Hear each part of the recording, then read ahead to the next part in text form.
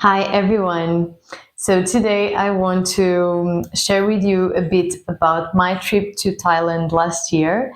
And before going into that, I want to tell you a bit more of the backstory. So continuing a bit more on the topic on the last two episodes about the dreams and how much I was like transforming the fears in the dreams, the things that were showing up, and then my body releasing it after. I want to share with you how like 3 weeks before I had my cyst bursting, I actually had a dream where I was in the hospital and I thought I was just seeing someone, like a friend that at the time was having some issues. So I was visiting her in the dream, and suddenly just a nurse came to me and told me that something was wrong with me in the womb area.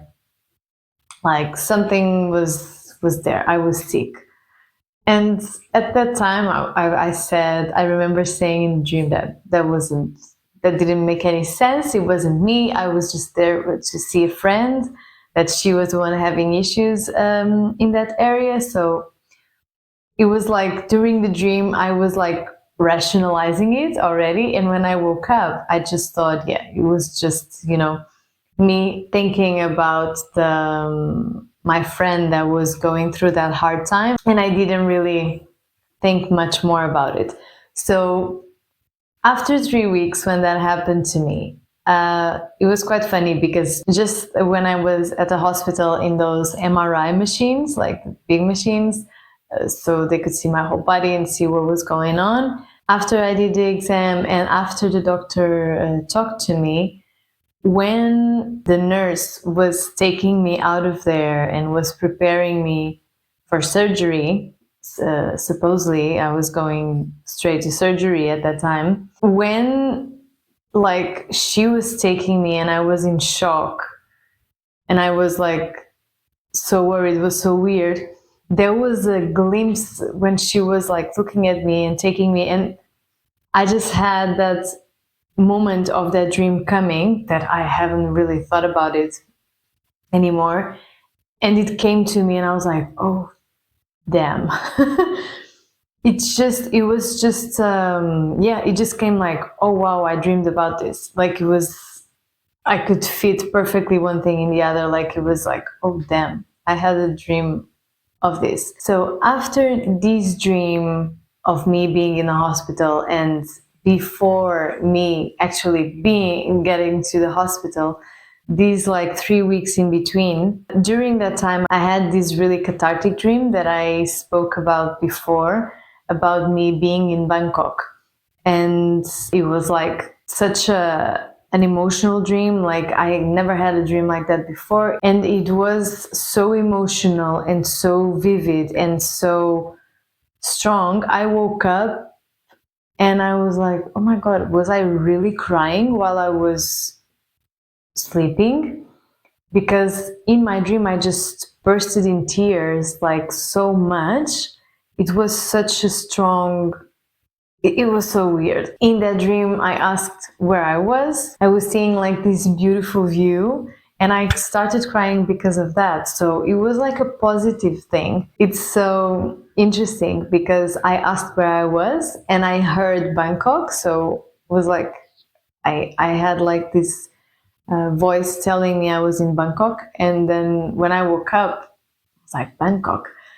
I researched it and a picture comes up. Like the first picture that comes up is like so similar to the image that I saw in the dream. And when I saw that picture, I knew that that was something. The curious thing is, it was amazing in many ways. I'm so glad I did it. I really needed it. What is really interesting is that those dreams that I started writing about, that I spoke about before, was mostly about men going after me, wanting to kill me or abuse me, all these kind of things, like really fear-based and these like trauma somehow that was like deep down stored. And what was really curious and what I felt mostly in Thailand, so I can see that somehow my soul was leading me to do this, like it was my next step somehow in this whole process that is not really linear sometimes. So, of course, I've already heard about how people are in Thailand, right? Especially in the smaller cities and smaller towns, that people are really generous and really kind, and that I would love it. And I definitely did. Um, and mostly what I felt, because then I hurt my foot. I was kind of far away. I was by myself traveling. So I kind of needed to have help from people here and there. And I actually didn't need to ask for help that much because people were so supportive. They would see me like that. They would come to help me straight away. Even before me hurting my foot, just because I was like by myself, people would come to me, even in Bangkok, the big city, people would come to me and would ask if I needed something, if I needed help to get somewhere. In the beginning, what I noticed was it was like so much kindness that at a certain point, because I was by myself as well, I was like, not sure how much I could actually allow myself to receive, because many times we are used to having something gifting us, also waiting for us to give back. You know, like they offer support and help, but you kind of feel like you have to return that somewhere, somehow. And here, it's like everyone mostly was really kind. After what happened with my foot, even more, like there was so much. The men would just come and help me, and there are so many stories that I took from there, like that I was just like, wow, wow. People would just stop what they were doing to come and help me. And it happened with many men. Like, and you know, you could see in his eyes and their energy, they were not looking for something else. They were not doing it to receive something in return. It was so beautiful. I'm having goosebumps just saying this because it was so beautiful. And just after a while is when I realized, wow, actually, my dreams before, what happened with my body, this was like me healing a lot the relationship with men. Probably my soul already knew I needed it because of it. And even if it was just not only because of it, like I can see now how it impacted a lot, because you know, in my dreams, I was always running away from men with that fear and that anguish. And here, I was being supported by men. And I could actually feel like I could trust them. And that was huge, was so big. And nothing is by coincidence. And I'm having goosebumps again.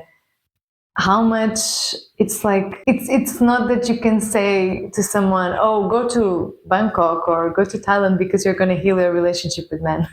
No, maybe it doesn't have that effect at all in other people, right? Like my dreams and my soul was showing me that was something I needed, and somehow is like I could create another perspective of men and another image of men that maybe I didn't think I actually had a bad image of men before, but in my soul, in my past, again, in my past lifetimes, in my lineage, like it was ingrained in me, in my DNA somehow, and my soul needed this to move one step ahead or a few steps ahead and help in this healing process that was going on and that I started without even knowing that that was what was happening and that I actually needed to do it. So it's quite amazing, and there's a lot I could tell you about it. Of course, there's a lot of synchronicities and really beautiful things that happened, but in general, this is the message. So trust in your inner guidance, because there's no one that will know what's deep inside your soul. You're the only one that can access it, that can actually have access to it. And for that, you just have to listen within, and to whatever that means. Listening to the dreams, writing the dreams down is really key. I hear more about it, people talking about it. Like, even during my trip, I talked about it with a couple of people, and they were actually telling me also how they were seeing things in their dreams, starting paying attention to it and realizing how much power and importance it had in their lives.